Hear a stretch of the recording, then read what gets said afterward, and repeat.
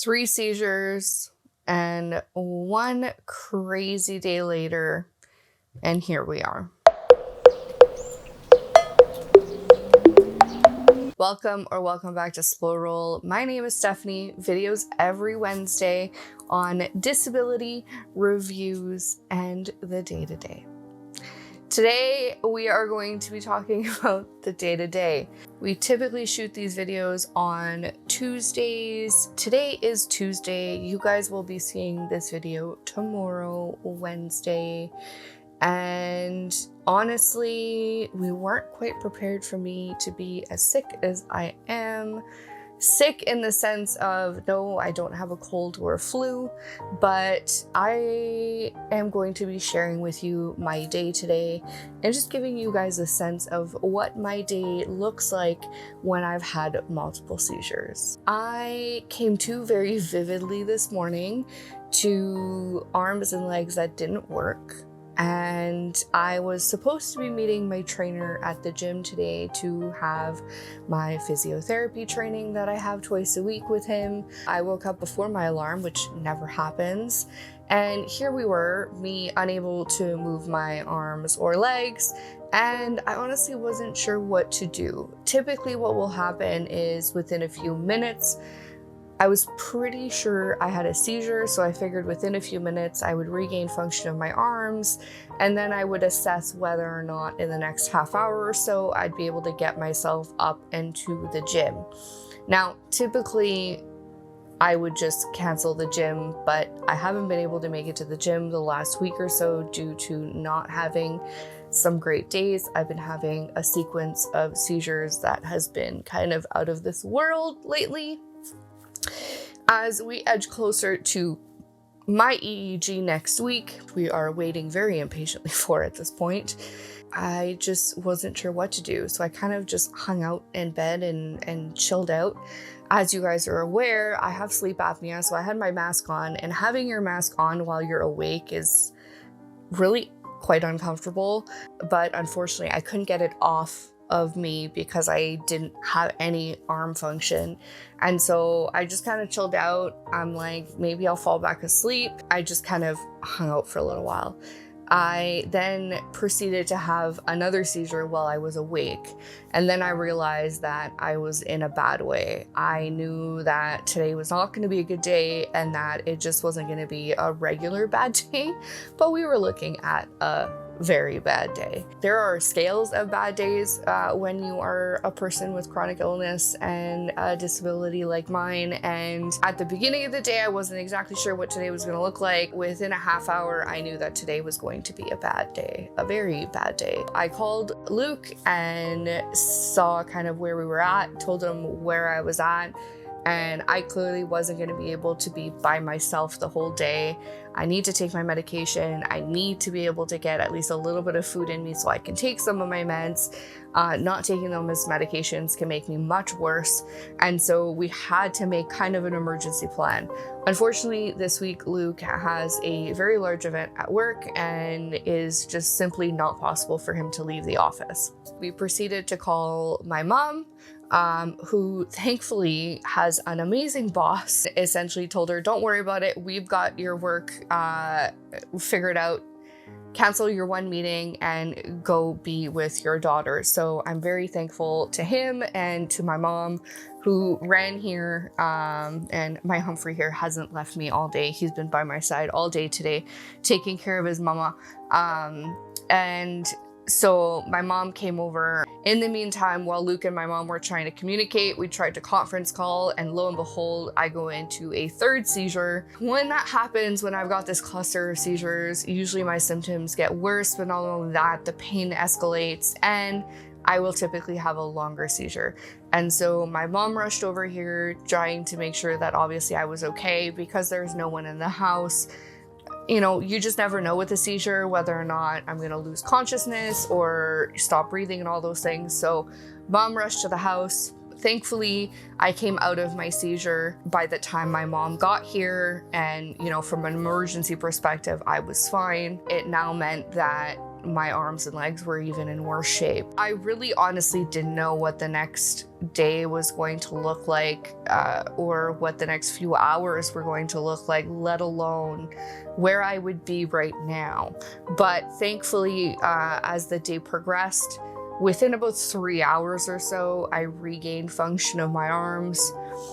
For those of you who've never lost function of your arms, it is insanely frustrating to not be able to hold anything, move anything.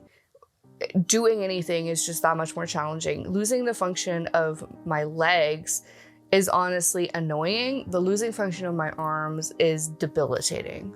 And so, you know, when you lose function of arms, things like trying to get a call out for emergency reasons, or even calling Luke at the office, essentially becomes quite impossible.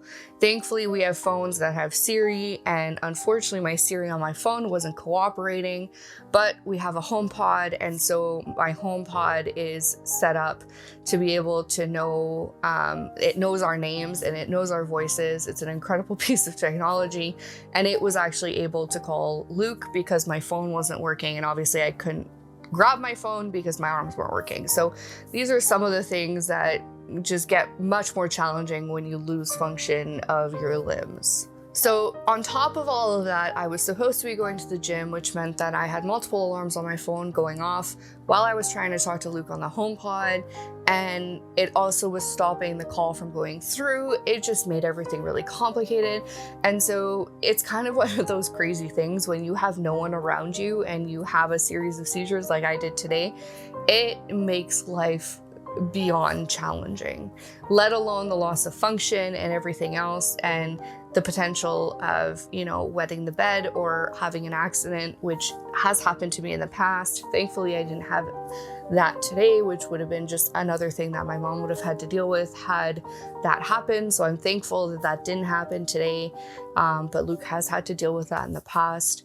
And so it's just one of those things that it takes over. And when my mom finally got here, we're like, okay, well, how is mom getting into the house?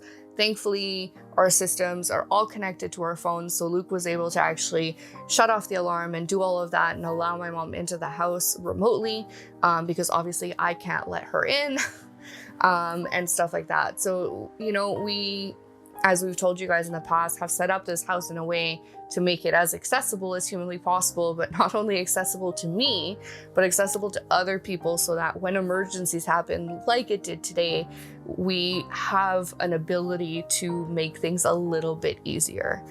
So as the day progressed, by about noon, I finally regained the function of my arms, which was good timing because I needed to have my meds. Now, I can't hold anything at this point because I've got no strength, but at least I've got motion, which means that I can at least, you know, tap things on my phone and, you know, at least be able to hold medication and things like that. So, you know, it progresses into the point where, you know, my mom was able to figure out our ridiculous oven and stovetop and was able to make me a grilled cheese, which was delicious. So I had that and I felt a little bit better. Getting a little bit of food in me and getting some water in me really does kind of help restart my system and kind of put me in a better space.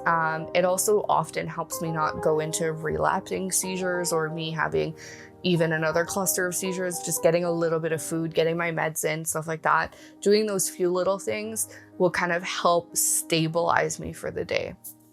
Now, at this point, my level of exhaustion is really, really high. I haven't slept well. The little sleep I have had has been very disturbed due to my seizures. And so I then made sure that my mom had everything set up. Luke was in communication with my mom most of the day, and I went for a nap. I needed to sleep. My body just was having none of it.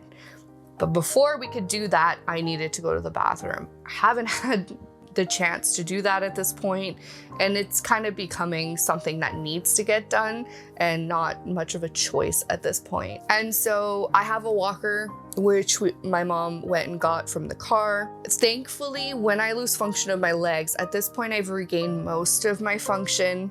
up to my hips. And so I'm able, between the support of the walker and my mom, able to work my way into the bathroom, because we have no doorways or steps or anything like that, because, you know, we thought of that. And I essentially swing my legs to the bathroom. We've definitely had some escapades with this situation where I have like even less function than I did today, where Luke's had to essentially like carry me into the bathroom. Thankfully today my legs were semi-cooperative and my hips were at least functioning, so that was a little less work than I was potentially thinking today was going to be. So it was nice. That was a nice little reprieve from the madness that is a day like today. And I just, you know, am very thankful for our upgrade of our toilet and spending the extra money on things like our bidet toilet, and the fact that it has a heated seat, heated water, and also has a dryer. So there's no wiping involved, because it can be quite challenging after you've lost function in your limbs to be able to do those things.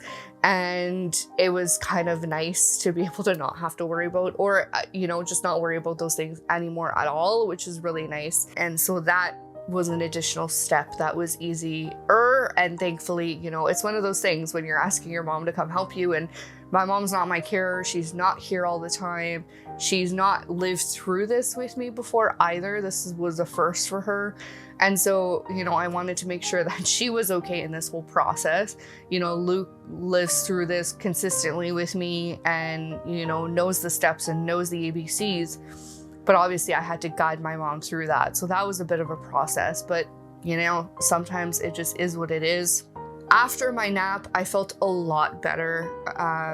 I've regained some of my function in my legs. I still can't weight bear or really move a heck of a whole lot, but I at least have full sensation and at least knee mobility, which I didn't have until this point. We are now into the evening and I am starting to feel better. I'm still very tired. I probably will be for the next few days. It's going to take me probably 2 or 3 days to fully recover from today and feel kind of back to normal from a functionality standpoint and from a strength standpoint. Days like today just take it out of me. And so we figured that we would take this opportunity to share with you my day-to-day and my day-to-day. I hope that this has given you guys an insight into what a multi-day seizure looks like for me, and kind of what a day in the life of my carer in a situation like this is. I just want to thank my mom for being there for me today, and to her boss, who was just absolutely fantastic, and letting her come here with no fuss. It really is something that, you know, I don't take for granted. I am really lucky to have the support systems I do around me. You know, the next couple days are going to be challenging. Luke has multiple, you know, 14, 16, 18-hour days. It's just a busy time of year for him. And so the next couple days are going to be hard, but we'll get through them. And I hope that this has given you guys some interesting insight into our day-to-day life. If you've liked this video, please leave us a like. If you haven't subscribed, we'd love that subscribe button. That big red button really helps us out and helps us with the YouTube algorithm. And we will see you guys next week. Don't forget to slow your roll. If you guys want more on our bathroom renovation and why we made certain decisions the way we did, check out this video next.